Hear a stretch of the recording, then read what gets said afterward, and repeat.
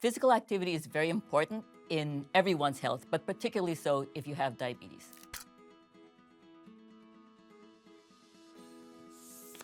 Hi, I'm Dr. Melissa Young, and I'm an endocrinologist, and I'm TikTok creator, Mad Endo. I've had people ask me, what's the best exercise? And my answer is the one you'll keep doing. Because if you exercise just because you were told to, then you'll do it for a little while, and then you're not gonna do it. Find something that works for you. Some people like the alone meditative time. Some people like biking or swimming, and that's when they just get into their own thoughts and contemplate their day.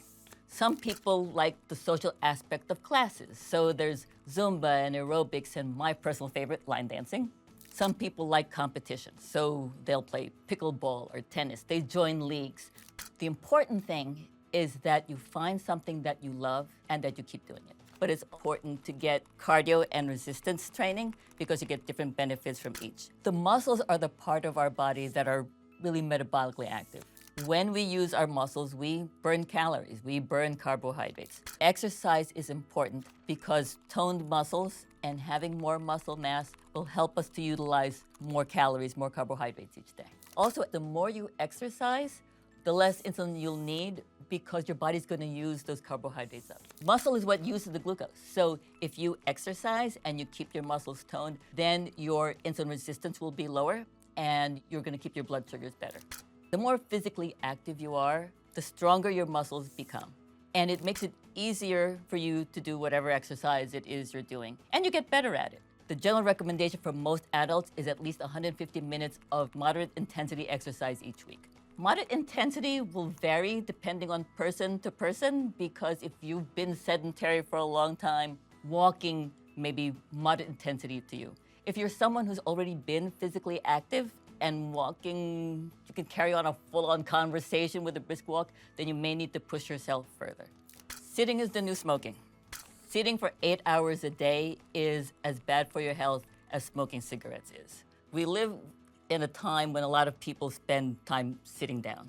And there's actually an article not too long ago that showed that sitting is almost equivalent to cigarette smoking, that it increases the risk of an early mortality, dying earlier, and that people who get physical activity are less likely to die of cardiovascular disease and type 2 diabetes. So it's important to get physical activity. And that includes just walking from your car, from the end of the parking lot to wherever you're going, and making sure that you stay physically active.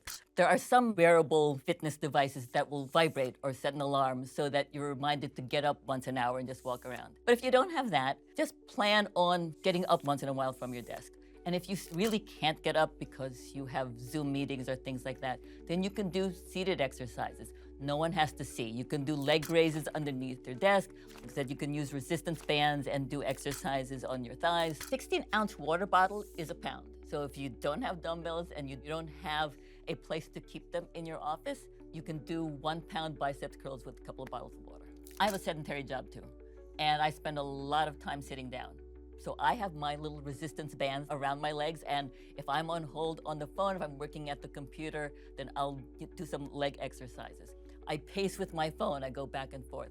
So try to squeeze a little physical activity in there when you can. I know that making lifestyle changes is hard for everybody. I've been there, I've done that. I still do that. When people tell me that they can't do something or that they stopped doing something, I ask them why. Because figuring out what the barrier is, figuring out what's keeping you from doing something, helps you and your doctor figure out how you get around that. So when patients tell me they're not exercising because they can't afford to go to the gym, well, you don't have to go to the gym. You can exercise at home. Or when they tell me it's too hot to walk outside, I say, well, find something indoors to do, because it's always gonna be too hot, too cold, it's raining, it's snowing. Can't do it outside, can't be the reason. If you love walking, that's great. Then you do that on the days that you can, but you gotta figure out an alternative. Being able to do all of it from day one, that's asking a lot. It's gonna take time to create new habits, so you might have to do baby steps. If you plan on exercising when there's time, there will never be time. You need to make a date with yourself to put aside time for exercise, because if you just wait for time to magically appear, that's not gonna happen. I hope you found this helpful. If you have any questions, you can leave comments, or you can find me on TikTok as Mad Endo. Thank you for watching. For more videos like this, like and subscribe to Healthline.